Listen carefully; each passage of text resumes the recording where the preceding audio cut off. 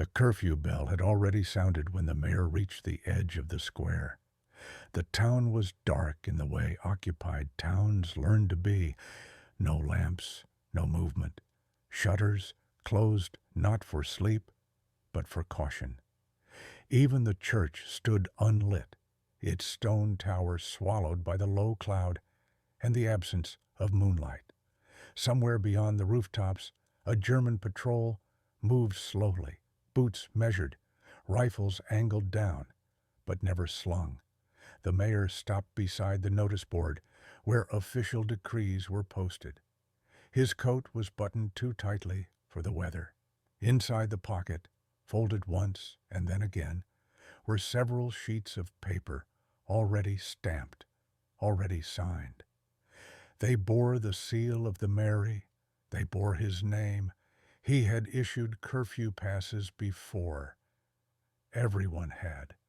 Doctors, utility workers, farm inspectors. That alone was not unusual. What made his hands unsteady was not the paper, but the hour. From the shadow of a doorway across the square, a family waited. They did not step forward. They knew better. The children were silent, trained into stillness by weeks of listening to adults whisper. The mother kept one hand pressed to the smallest child's back, not to guide him, but to feel him breathe. The mayor did not look at them for long. He could not afford to. He crossed the square as if he belonged there, which, officially, he did. The Germans had confirmed his post. Vichy had validated his authority. His signature was recognized. His stamp was registered. What was not registered was where those papers would lead, once the family passed beyond the last row of houses, past the final checkpoint where the road narrowed and the sentry grew bored and careless. A patrol turned the corner at the far end of the square. The mayor paused, folded his hands behind his back, and waited. If you want to understand how something this quiet was even possible, how a stamped piece of paper could move people through the dark, the story begins here. What the mayor was doing should not have worked. By 1941, movement in occupied France was regulated down to the hour. Curfews were enforced with increasing strictness, especially in smaller towns where unfamiliar faces were immediately noticed. Anyone outside after the designated time requires written authorization, not a note, not a verbal explanation. A stamped, signed document issued by a recognized authority and valid only for a specific purpose. These papers were inspected constantly, at checkpoints, at roadblocks thrown up without warning, by Feldgendarmerie units moving between towns, by German patrols who had learned to read French documents as fluently as their own. They checked dates, stamps, ink color, signatures. They knew which officials were authorized to issue which permits and which were not. The mayor's authority itself was conditional. After the defeat of 1940, most town mayors remained in place, but only under supervision. Their decisions were monitored by German military command and, increasingly, by Vichy administrators tasked with proving cooperation. Any irregularity, too many permits issued, unusual hours, vague justifications, could trigger an inquiry. Curfew passes were supposed to be rare and boring. A doctor was called to an emergency, a worker repairing a damaged water line, a farmer transporting livestock under a special order. Each pass was meant to solve a practical problem of occupation, not to create movement for its own sake. Families did not receive curfew passes. Women with children had no legitimate reason to be on the roads at night. Jews were subject to additional restrictions, including registration and travel bans. Refugees from other regions required papers even to remain where they were. Any attempt to move a family group after curfew would immediately raise suspicion, no matter how official the document appeared, and yet families were moving, not many, not openly, but enough that rumors began to circulate, always indirectly, never in names. Someone's cousin had left town and never returned. A Jewish shopkeeper's apartment stood empty, furniture still inside as if abandoned midday. A child disappeared from the school register without explanation, and the contradiction was simple and dangerous. The system designed to prevent movement was issuing documents that allowed it. The mayor did not control the checkpoints. He did not command the patrols. He did not decide who was searched and who was waved through. He had no authority over German soldiers, and very little over French police, who answered increasingly to Vichy directives rather than local officials. So, how could a stamped piece of paper overcome all of that? How could a mayor, watched, limited, and replaceable, insert himself into a system built precisely to prevent unauthorized passage? The answer was not bravery in the theatrical sense. It was not defiance shouted across the square. It lay instead in the ordinary functioning of bureaucracy, in habits, assumptions, and fatigue. In this way, occupying forces relied on paperwork to make control manageable, in the quiet belief that an official stamp meant someone else had already checked. The mystery is not why the Germans enforced curfews. The mystery is how, within that enforcement, space still existed, narrow, fragile, and lethal, for a man with a desk, a seal, and a signature to move people through the night. The risks attached to unauthorized movement were neither abstract nor unevenly applied. By the second year of occupation, curfew violations were treated as indicators of hostile intent. Anyone stopped without valid papers could be detained on the spot. Questioning did not require charges. Detention did not require explanation. In many towns, those held overnight were transferred within days to regional prisons, and from there to camps such as Compiègne or Drancy, depending on who they were and why they had been stopped. For Jews, the danger was immediate and categorical. Travel restrictions were enforced separately from general curfews, and papers that might pass a French civilian were often irrelevant once identity was established. Families discovered at night were not fined or warned. They were registered, separated, and removed. Children were not exempt. In official language, this was administrative processing. In practice, it meant disappearance. For non-Jewish civilians, punishment varied, but remained severe. Men caught aiding unauthorized movement could be imprisoned, deported for forced labor, or executed following military tribunal proceedings. Women faced arrest and incarceration, sometimes with children placed into state custody. Young mayors and civil servants occupied a special category, betrayal of office. Their punishment was designed to be exemplary. Vichy regulations made this explicit. Officials found abusing their authority to undermine German control were subject to dismissal, arrest, and transfer to German jurisdiction. Collaboration was not merely encouraged, it was enforced through fear. Every mayor knew colleagues who had been removed for less than falsified documents. A delayed report, an uncooperative tone, an inspection revealed missing records. Inspections were frequent.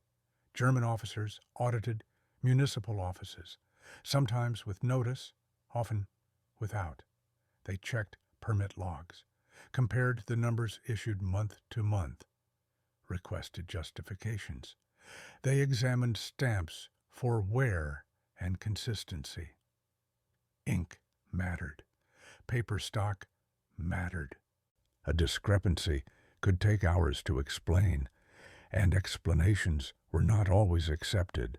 The mayor also carried responsibility beyond himself.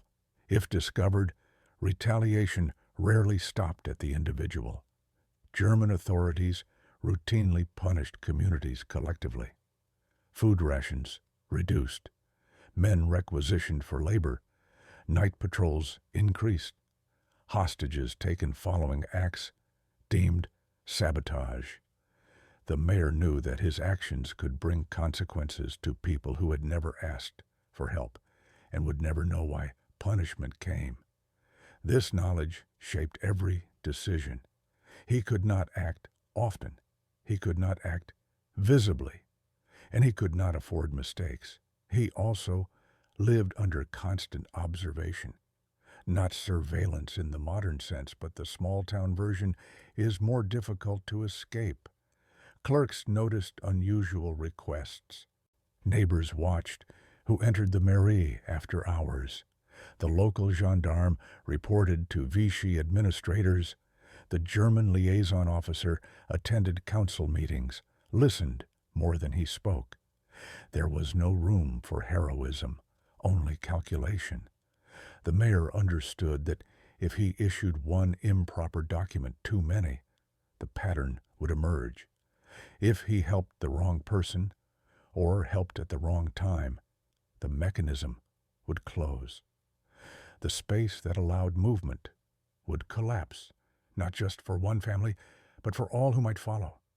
Every stamped pass, therefore, he carried two risks: the life it might save, and the many it could end. That was the balance he worked within, silent, narrow, and unforgiving. The opening did not reveal itself all at once. The mayor had not set out to move families. In the first months of occupation, his attention was fixed on survival, keeping the town functioning, complying enough to avoid reprisals, refusing only where refusal could be hidden inside procedure. Like most local officials, he learned the new rules by watching how they were enforced, rather than by reading decrees. It began with permits that no one examined closely. Utility passes were issued in large numbers, often at irregular hours. Water lines froze. Electrical faults occurred without warning. German units billeted in civilian homes demanded immediate repairs. In such cases, curfew passes were expected, not questioned. The assumption was simple: inconvenience to the occupier justifies the exception. The mayor noticed that these permits moved through checkpoints with minimal scrutiny. Sentries glanced at the stamp, checked the date, and waved the bearer on. Names were rarely compared against lists. Occupation relied on speed. Too many people needed to move for every paper to be interrogated. A second detail emerged more slowly: escorts. Some permits authorized not only a worker, but also accompanying personnel, an assistant, a trainee, a family member listed vaguely as necessary support. The language was imprecise by design. German authorities did not care who repaired a water pipe, only that it was repaired. The French administration filled in the rest. The mayor began to test the edges of this vagueness. He altered nothing essential. The stamp was correct. The signature was his own. The purpose is aligned with the occupational needs.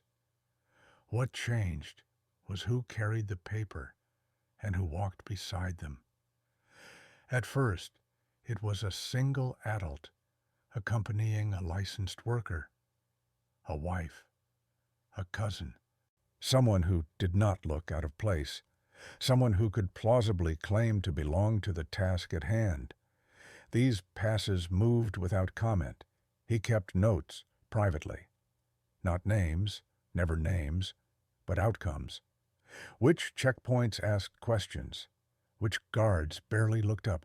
Which nights' patrols were replaced early or late? Patterns emerged, shaped by boredom, fatigue, and routine. The final element came from elsewhere. A railway clerk mentioned indirectly that certain night trains were less controlled than others. A priest spoke of parishioners who had left town legally and not returned. A school teacher noted children removed from registers with official explanations that explained nothing. None of these people spoke openly. They did not coordinate. They did not know what the mayor was considering. But together, they formed a picture of a system that appeared rigid and was, in practice, uneven. The mayor understood then that documents did not need to be perfect. They needed to be familiar. German control depended on recognition, forms that looked right, a language that matched expectations, authority that appeared to originate from elsewhere. If a paper satisfied the first inspection, it often satisfied all that followed. This was the crack, not a hole wide enough to rush through, a seam that could be widened only with patience, repetition, and restraint. The mayor had not yet acted on it. He observed longer. He waited for proof that the space existed consistently enough to risk a life within it. When he finally folded the first family's names into a curfew pass, he did so, knowing that the document itself was less important than the system's belief in it. The decision did not come with conviction. It came with exhaustion. The mayor had been asked indirectly many times. A pause at the end of a conversation, a name mentioned once and never repeated. People learned quickly not to speak plainly. Plausible deniability protected both sides. As long as nothing was said, nothing was demanded. The family that broke that balance did not argue their case. They did not insist. They simply waited. They had been in the town since before the war. The father had a trade. The children attended school irregularly, then not at all. Their papers were still in order, but increasingly useless. Registration requirements changed faster than families could comply. Each visit to an office added another mark to a file already thick with stamps. They did not ask to leave at night. They asked whether it was still possible to leave at all. The mayor did not answer immediately. He told them to return another day. He needed time not to plan, but to accept what he already understood, that remaining inactive was no longer neutral. The system had reached a point where compliance produced predictable outcomes. If he refused, nothing would happen immediately. That was the danger. The consequences would unfold later, elsewhere, beyond his sight. A summons, a relocation, a train. He returned to his office after hours and took out the seal. It was heavy, metal worn smooth by decades of use. He had inherited it from a predecessor who had issued marriage licenses, building permits, and tax notices. It had never been meant to authorize flight. He wrote the pass carefully. Purpose: municipal water inspection outside town limits. Duration: 4 hours. Personnel: 1 inspector and dependents as required. The phrasing was not false. He had inspected water lines beyond town limits before. Dependents were not defined. He signed his name in the same hand he used for routine correspondence. What made this moment irreversible was not the act itself, but the knowledge that it could not remain singular. If it worked once, he would be asked again. If it failed, there would be no second attempt. The moral break lay in accepting repetition, in agreeing not just to bend the rules, but to incorporate the bending into habit. The night of departure, he did not accompany them. That was deliberate. His presence would invite questions. Instead, he watched from the merry window as they crossed the square.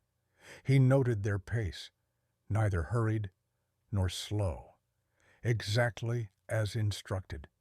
The youngest child stumbled once. The mother did not lift him. She tightened her grip and kept walking. When the family disappeared down the road leading out of town, the mayor closed the window and turned off the light. He did not wait for confirmation. He would not know for days whether they had passed the last checkpoint. That ignorance was part of the cost. He placed the seal back in its drawer. From that night on, every stamped document carried weight beyond its paper. It represented a decision already made, and one he would have to live inside carefully until it ended him or the war did. After the first success, nothing changed. That, more than anything, was unsettling. No inquiries arrived from the prefecture. No German officer requested clarification. The permit logs remained untouched. The system absorbed the deviation without reaction, as it had absorbed countless others. Bureaucracy was designed to smooth irregularities, not highlight them. This absence of response created its own pressure. The mayor understood that each successful passage increased the temptation to act again. He resisted frequency. He learned to say no, often and without explanation. He waited for nights when conditions aligned. Thin patrols, familiar sentries, and administrative noise elsewhere, drawing attention away. Yet the environment tightened regardless.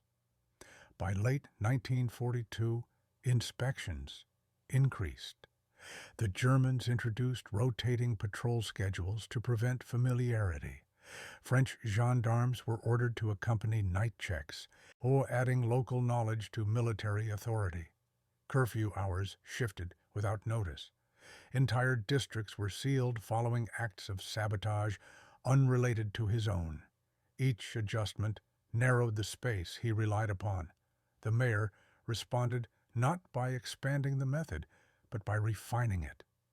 Passes became more specific, not less. He reduced the number of dependents listed. He varied the justifications. Sanitation surveys, boundary inspections, emergency requisitions. Always within the range of what his office was known to handle. He also began to delay.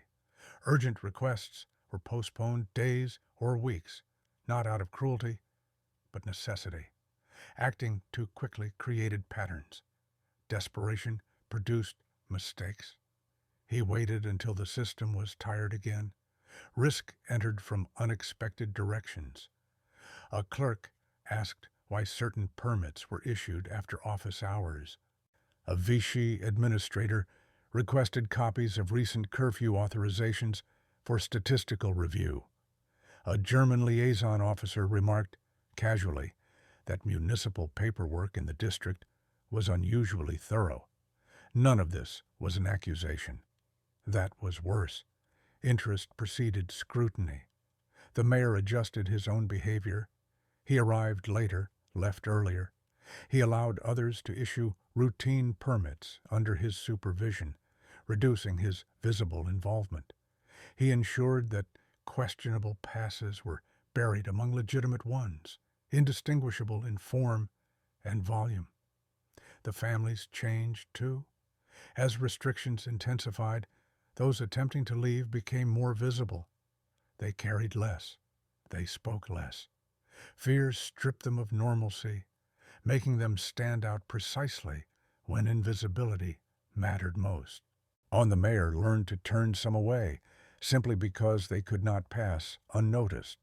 With each refusal came another kind of cost. People did not argue, but they remembered.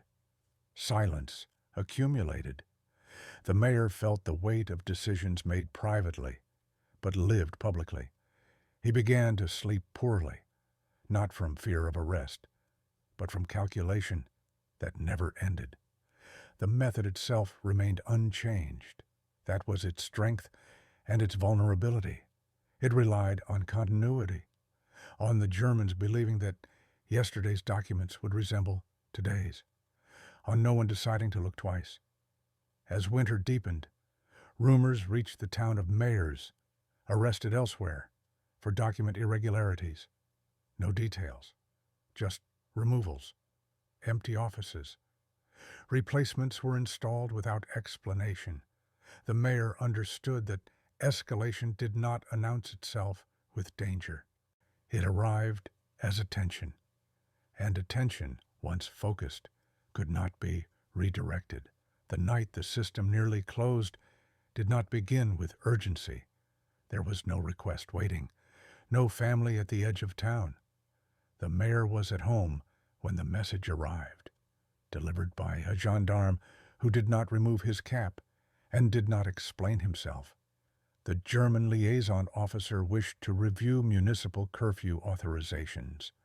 Immediately, at the mairie, the lights were already on. 2 German officers sat at the long table normally reserved for council meetings. Their coats were still buttoned, caps placed beside them with deliberate order. A French administrator from the prefecture stood near the window, reading from a folder that had not been there that morning. They did not accuse. They asked. Why had the volume of curfew passes issued by the town increased slightly during the previous quarter? Why were several permits signed outside standard office hours? Why did certain authorizations include dependents when others did not? The questions were precise. That was the danger.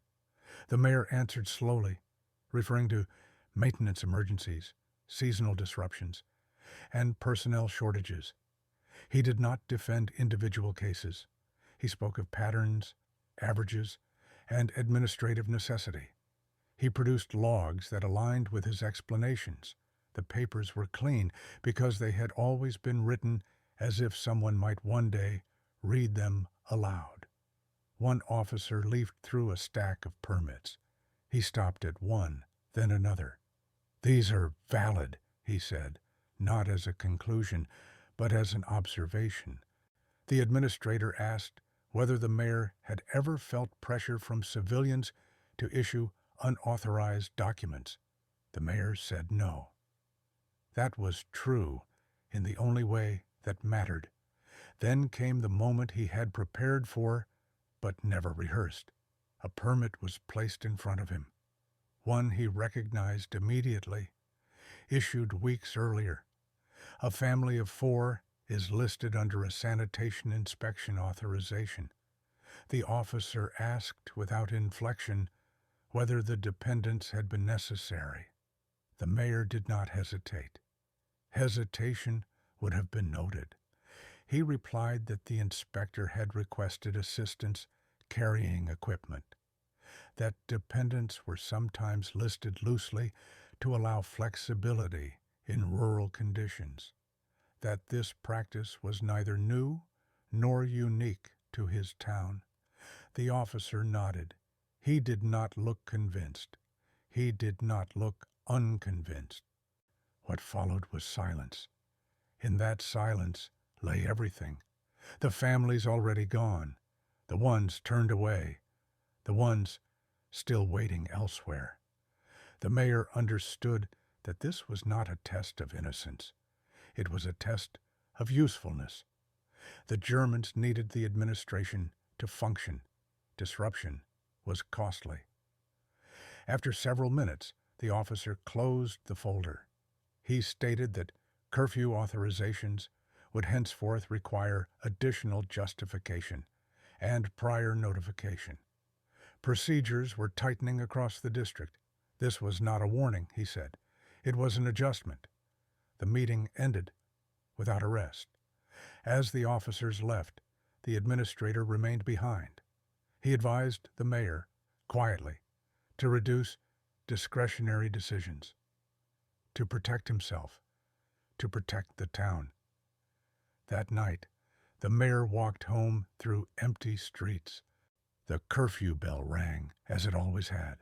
Nothing visible had changed, but the seam had narrowed. From that point on, every document he issued would be read, with the possibility of having already been read once. The method had survived, but only just. And survival, he knew, was not permanence. The restrictions took effect quietly. New forms arrived from the prefecture. Heavier paper, different formatting. Curfew passes now require cross-referencing with district offices. Notifications had to be filed in advance, sometimes retroactively approved, sometimes denied, without explanation. The system did not forbid movement outright. It slowed it until urgency became visible. The mayor adapted by reducing activity almost to nothing. Weeks passed without a single questionable authorization. The mairie returned to routine work, ration cards, old birth records, property assessments. To anyone watching, the irregularity had corrected itself. That, too, was part of the occupation's design. Pressure applied until compliance resumed. Then attention shifted elsewhere. The families he had helped did not send word. That was expected. Messages created trails. Silence meant success, or at least distance. One morning, a notice appeared on the square announcing the arrest of several individuals in a neighboring commune for assisting illegal departures. No names were given. The language was formal, impersonal.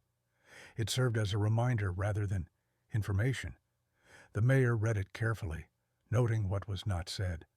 There were no reprisals in his town. Rations remained unchanged. Patrols did not increase. No hostages were taken. On the absence of punishment suggested that whatever suspicion had arisen had not crystallized into proof. Or that proof, if it existed, had been weighed against inconvenience and set aside. The mayor did not interpret this as safety. He understood that his margin had been spent. The system would tolerate administrative flexibility only until it interfered with priorities elsewhere. He began to redirect those who came to him toward other routes, daytime travel where possible, contacts in larger towns, and railway clerks who could advise without committing. This redirection felt like failure, though he knew it was not. Survival under occupation was not measured by continuity, but by timing. Acting too long after a window closed did not produce courage. It produced casualties. His own position remained unchanged. He attended meetings, signed documents, hosted German officials when required. Collaboration, in its visible form, continued. That continuity protected the town and preserved the illusion that nothing beneath the surface had shifted. Privately, the mayor took steps to erase traces. Older permit copies were reorganized. Logs were simplified. Redundant paperwork was destroyed under the pretext of space and efficiency. Nothing illegal disappeared, only accumulation. The record became ordinary again. What lingered was not fear of arrest, but the awareness of limits. He had learned how the system bent and how quickly it hardened. He had learned that effectiveness depended less on ingenuity than on restraint. The most dangerous moment had not been issuing the first pass, but knowing when to stop. By the time liberation came to the region, the mayor was still in office. No one accused him. No one thanked him publicly. The families he had helped did not return. The ones he had turned away did not speak of it. The war moved on, absorbing small acts into larger outcomes. The aftermath, like the act itself, left little behind. History rarely recorded what the mayor had done. Official archives note him as a dutiful civil servant. German reports mention compliance and efficiency. Vichy records list him among mayors whose offices remained organized. There is no hint of nights when families passed unseen, guided by his seal and signature. No footnote records the weight of each decision, the quiet calculations, the moral cost carried alone. Yet the significance of those small acts is not in documents or accolades. It is in survival itself. Every family that moved through the curfew, every child spared a night of exposure to arrest, or worse, represents the space a single, attentive civilian carved within the machinery of occupation. That space was fragile and contingent. It relied on habit, attention, and the assumption that rules were being followed. Such acts were replicated across occupied France, often invisibly. Postmen, priests, railway clerks, and municipal employees all found small openings in the administrative structure.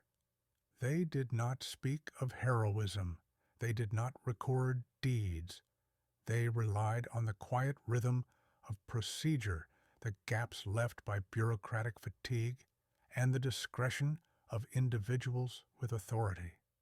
The mayor lived through the occupation, returning each day to his desk, issuing ordinary documents that masked extraordinary intent. In liberation, his contributions went unremarked.